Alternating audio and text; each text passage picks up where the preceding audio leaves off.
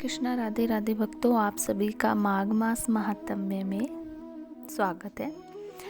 पिछले अध्याय में आपने सुना कि वत्समनी द्वारा उस समाधि में लीन रहने पर भगवान उनसे प्रसन्न होकर भगवान ने उन्हें साक्षात दर्शन दिए और वो भगवान के सामने हाथ जोड़कर खड़े हो गए और उनके नेत्रों से आनंद के आंसू बह उठे थे। तब भगवान श्री विष्णु ने नरक्षक ऋषि को माघ मास महात्म्य और उनमें किए गए स्नान, दान और तप के बारे में बतलाया, जिसका श्रवण हम इस वीडियो में सुनेंगे। तो आइए सुनते हैं।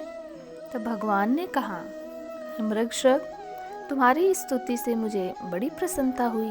माघ मास में इस सरोवर के जल में जो तुमने स्नान और तप किए हैं, इससे मैं बहुत संतुष्ट हूँ। मुनि, तुम निरंतर कष्ट सहते सहते थक गए हो। दक्षिणाओं सहित यज्ञ, दान, अन्याय नियम, यमों के पालन से भी मुझे उतना संतुष्ट नहीं मिलता जितना माघ के स्नान से होता है। पहले तुम मुझसे वर मांगो, फिर मैं तुम्हें मनोवांछित वस्तु प्रदान करूंगा। मृगशृग, तुम मेरी प्रसन्नता के लिए मैं जो आज्ञा दूं उसका पालन करो। इस समय तुम्हारे ब्रह्मचार्य से जिस प्रकार ऋषियों को संतोष हुआ है, उसी प्रकार तुम यज्ञ करके देवताओं को और संतान उत्पन्न करके पितरों को संतुष्ट करो। मेरे संतोष के लिए ये दोनों कार्य तुम्हें सर्वथा करने चाहिए। अगले जन्म में तुम ब्रह्मा जी के पुत्र महाज्ञानी रघु नामक जीव मुक्त ब्राह्मण होगे और निधांग और वेदांत वाक्य जन्य ज्ञान का उपदेश करके पुण्य परम धाम को प्राप्त होगे।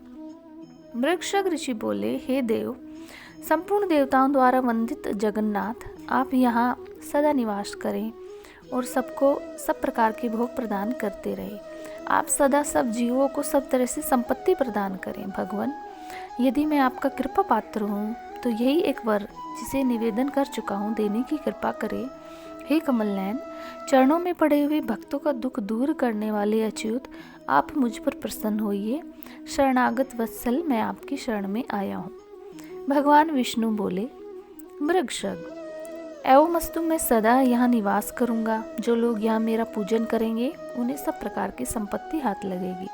विशेषतः जब सूर्य मकर राशि पर हो, उस समय इस सरोवर में स्नान करने वाले मनुष्य सब पापों से मुक्त हो और मेरे परम पद को प्राप्त होंगे।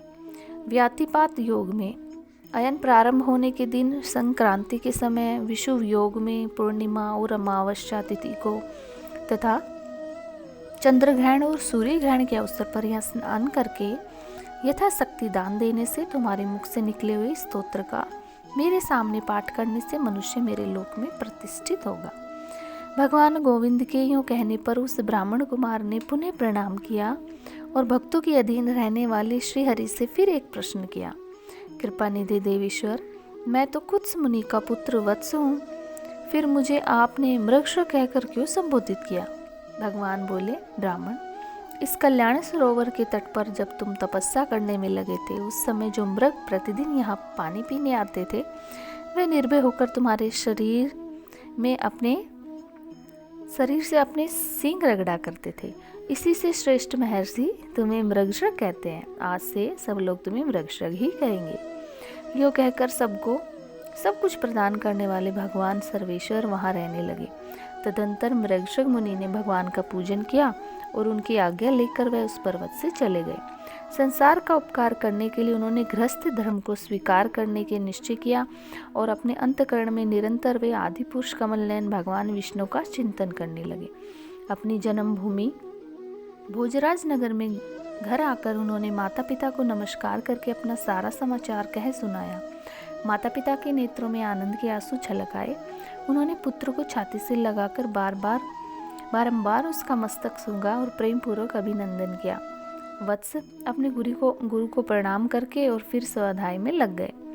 माता पिता गुरु तीनों की प्रतिदिन सेवा करते हुए उन्होंने संपूर्ण वेदों का अध्ययन किया और गुरु की आज्ञा ले विधि पूर्वक व्रत, स्नान और उत्सर्ग का कार्य पूर्ण किया। तत्पश्चात महामना मृगशृग अपने पिता से इस प्रकार बोले, तात, पुत्र की उत्पत्ति के लिए पिता और माता को जो कलेश सहने पड़ते हैं, उनका बदला 100 वर्षों में भी नहीं चुकाया जा सकता। अतः पुत्र को उचित है कि वह माता पिता और गुरु का भी सदा ही प्रिय करे।